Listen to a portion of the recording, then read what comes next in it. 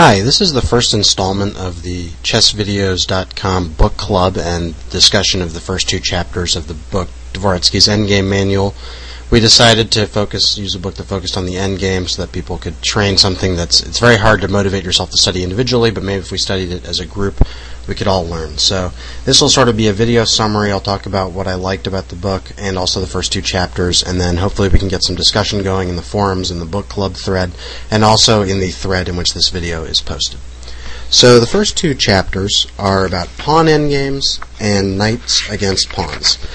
And it just talks about, for pawn endgames, we'll be talking about his entire overview of, one of the most important parts of any endgame.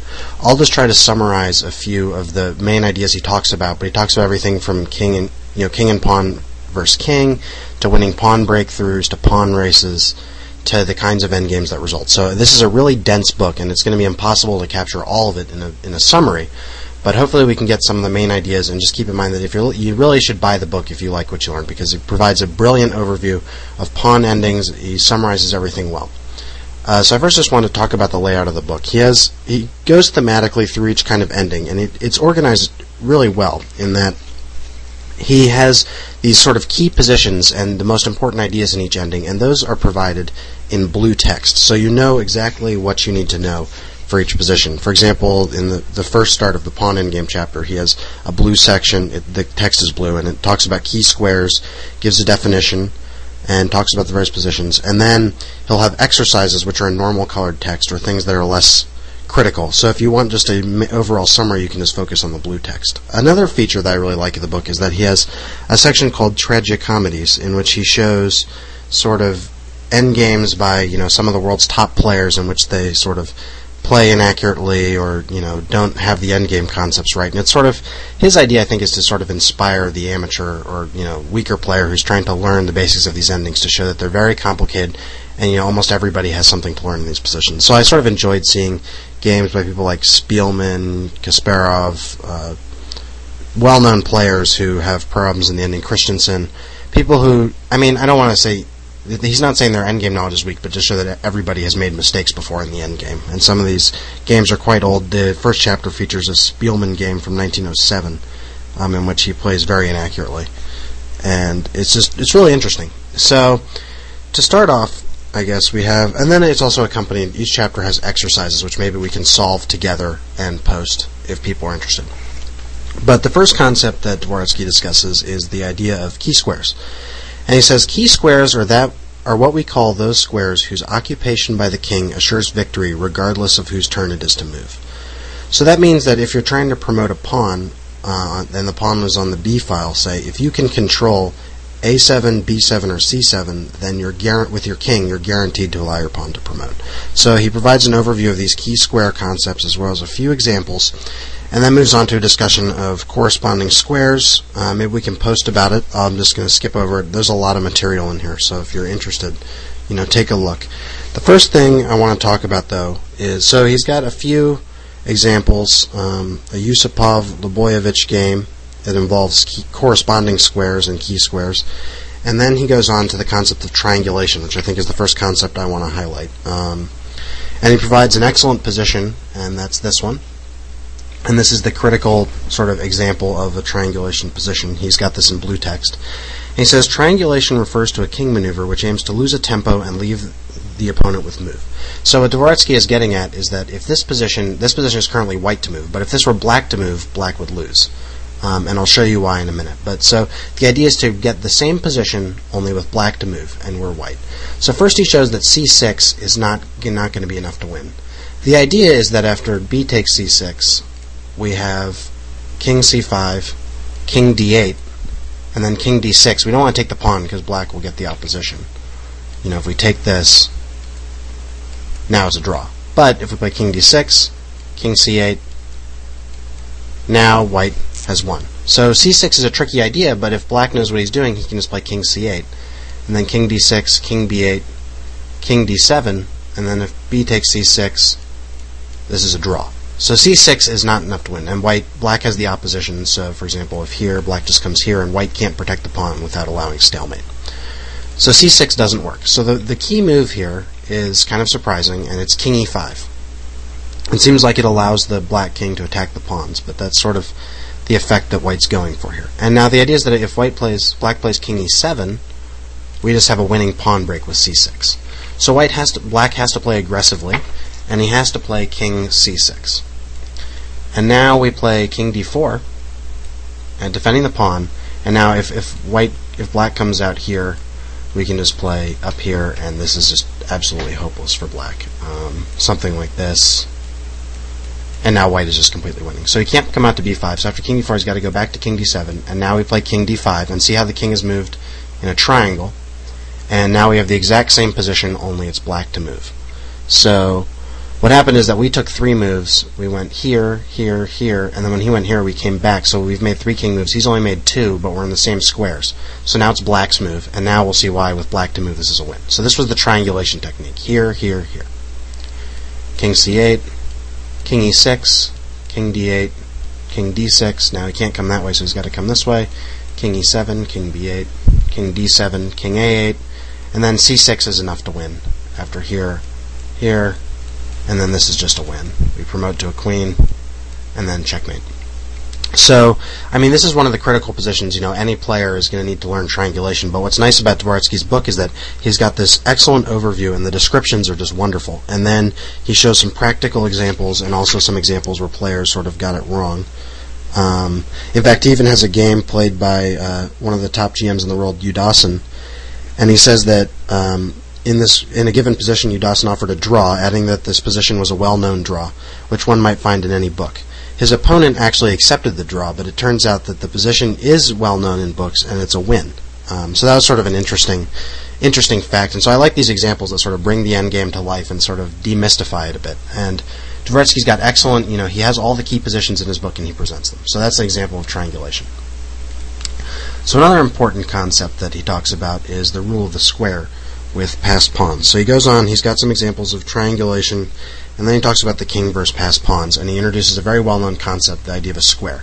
And the idea is that you make a square from your pawn to the edge of the board, where it's trying to go, so to here, and then out to here. So this would be our square.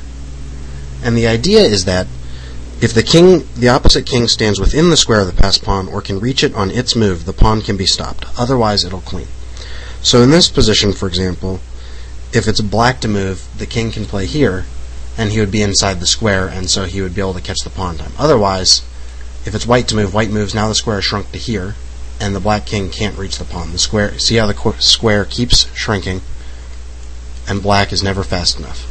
So that's just the rule of the square. It's a basic concept, but one that, again, he highlights by sort of putting it in the forefront, and then he gives some practical examples of, ways in which the rule of the square comes into play. But this is the kind of thing. The whole book is just excellent overviews of basic concepts, followed by sort of the applied section, which, if you own the book, you'll see is just wonderful, and maybe we can post some of them to discuss more. So then he goes on to one of the most famous king and pawn positions, and one of my favorites, and it's a study by Reddy. This one is just incredible. It's white to move, and white manages to draw the game here, even though it looks like this pawn is on its way to surely queen, and black will be able to stop white's pawn. And the idea is that white combines threats against the black pawn with threats of promotion.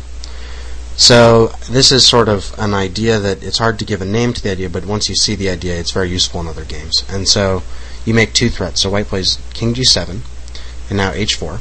That's sort of the obvious idea. And now king f6. Now this is the critical position. These are the 2 most important moves.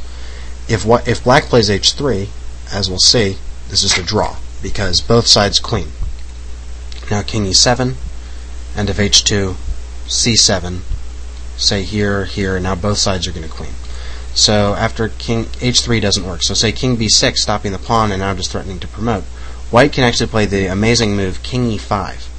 The idea being that if black pushes, we're threatening to come here, and now, again, both sides are going to get queens. But if black takes the pawn, we play king f4, and look, we're inside the square of the pawn, and we have a draw. So it's just a stunning study by Reddy, which shows that the power of the king, if it's able to combine attacks, and it seemed like white's pawn was unstoppable, but white was able to catch it. So that's an interesting position that Dvoretsky shows. And then he shows some less well-known king and pawn studies and endings. It's important to note, though, that a lot of endgame books focus on studies, which I don't really enjoy seeing just some position someone made up. although a lot of times they're quite beautiful. I do like seeing tournament games, and Dvoretsky provides lots and lots of those. So you go to the next game. And this is a position that illustrates the importance of having an active king.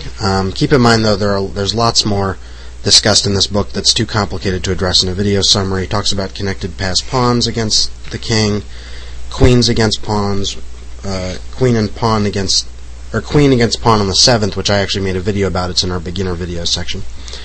But anyway, then he goes on to the importance of the active king. And this is a position, one of his own positions that he uses to illustrate this. This is white to move.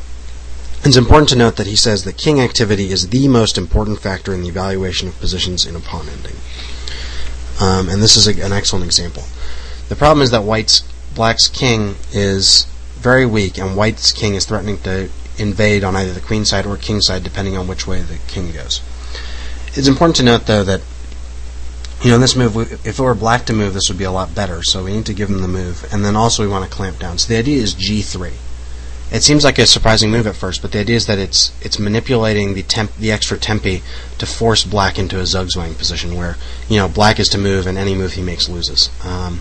So king d7, and now we can't quite make a run for the king side yet. So we play g4, king e7. So now we have white to move, and the pawn is here. g5, king d7, and now this pawn is far enough advanced that we can run to the king side and allow him to get this pawn, and we'll still promote. So king f5. King e7, king g6, black has to defend the pawn. Now king h7, king f7, and d4. And now we have zugzwang. So this position just now any move black makes will lose for him. He can try going to here, but white is too fast. This position is just a clear win. So this is a position from one of the author's own games, and it shows the importance of king activity and also zugzwang. It was a position I really enjoyed, and it shows that he had to do a lot of calculation to see g3 as opposed to g4, and it shows that another important part is not only an active king, but in endings you have to calculate very well, and that's why things that train calculation ability, like studying endgame tactics or tactics in general, or sort of key endgame positions, is a great way to improve your chess. So these are the kind of fun positions that are provided throughout the first chapter. So then we move on to a position that discusses the concept of shouldering, which is another important king and pawn sort of concept. And as I said, these are the overall ideas he talks about in the chapter, but it's just filled with wonderful practical examples and also more complicated examples. I like the way he shows sort of rook endings or minor piece endings that are about to trade into king and pawn endings to show you when you need to make those decisions. So the next concept is he also talks about the geometry of the chessboard, in which the way the king moves, but the important idea is shouldering. And that's the idea that you prevent the enemy from arriving at an important part of the board by sort of forcing it away with your own king. And this is shown by this actually game, which is white to move and win, although white drew because he didn't really understand the key concept. After king e6, king d6, he just tried to go for the pawn, and we'll see why that fails. Oops, wrong move. King e5, and now what happens is, after takes, we play king c7, and this is a draw. White can never free his king out of the way of the pawn. So we see that we need to keep white's king from getting to this critical c7 square, and this sort of illustrates this really complicated concept wonderfully. So the idea is after king e6, king c6, we play king d5, and that forces the king, it keeps it from honing in on c7, as we'll see. So king b4, and now we can play king c6 and go for the pawn, and black can't get in position to get at the pawn. After we just take, and after king c6, he's not fast enough, king b8. So the idea of shouldering is to push the enemy king, away from the important squares he needs to reach, with sort of having this buffer zone around your king. So after king c3, king d5, the king can't invade any of these squares, so you're sort of shouldering the king away. I sort of imagine the king, bumping the other king with his shoulder and forcing him away. So that's the shouldering idea. And he continues into some other positions there. This is a very famous pawn breakthrough he talks about, shows sort of an entertaining endgame tactic, and he's got lots of examples of important pawn breakthroughs that are just wonderful, and I suggest you check out the book. But this was actually featured on our chess puzzle of the day at one point, in a slightly different version, but it shows the kinds of endgame tactics pawn breakthroughs involve. And so just an important tactical trick is b6. The point being that if pawn takes, we play a6, and now we're threatening to take and promote, and if black takes, we just push, and now this pawn will promote. So this is, it seems like, one side can't really get through, but after b6, c takes a6, you sacrifice 2 pawns, but you get that wonderful queen. So that's just an entertaining tactic, and it's very simple. I mean, you can find this in lots of books, but what I like is the way he presents this tactic as illustrating the important idea of a breakthrough, and then shows other critical tournament versions that are slightly different, but slightly more complicated now that the reader understands this. So maybe we can discuss those a bit more at length in forum posts. Alright, so the next thing is he shows some defensive ideas, and there are lots of really entertaining but very, very complicated ones that are more appropriate for a book rather than a video. But this one I really enjoyed and thought people would like also, and it's a sort of stalemate tactic. But in addition to that, he talks about ideas like the outside pass pawn, rook pawns, and lots of complicated endings, 2-on-1, 2 pawns versus 1 on the same side of the board, all sorts of things. So then we get into defending, and then king versus 2 connected pass pawns. Alright, so stalemate. These are just various tricks in order to hold positions, and this one is really entertaining, so I just thought I'd highlight it quickly. King b6. Now white is honing in on these pawns to attack them, but now black plays a6, which is a curious move, in that after d6 it looks like white's going to win this pawn if the black king was away, but if he comes to a5, white can't take the pawn because it'll be stalemate. See, this is stalemate.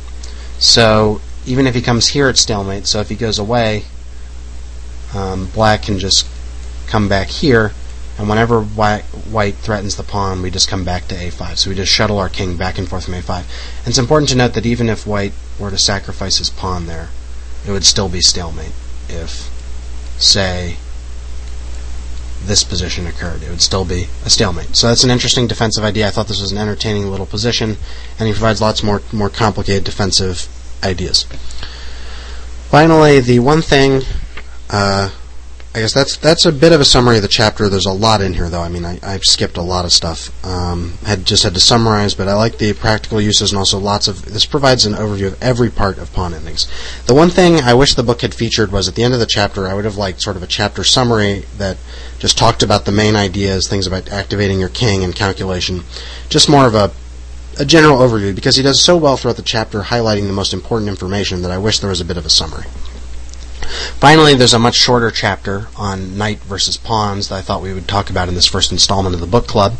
And I just want to talk about one sort of entertaining position from that, but the chapter in general is like the first chapter in arrangement, but it talks about knights versus rook pawns, knight against multiple pawns, knight against one pawn, pawn and knight versus knight, all sorts of positions. Actually, maybe not pawn and knight versus knight. That might be in the third chapter. Yeah, okay, that's the third chapter. But it's a lot of interesting positions, and I really like this one. It's just a funny checkmate. It's a knight against 2 pawns.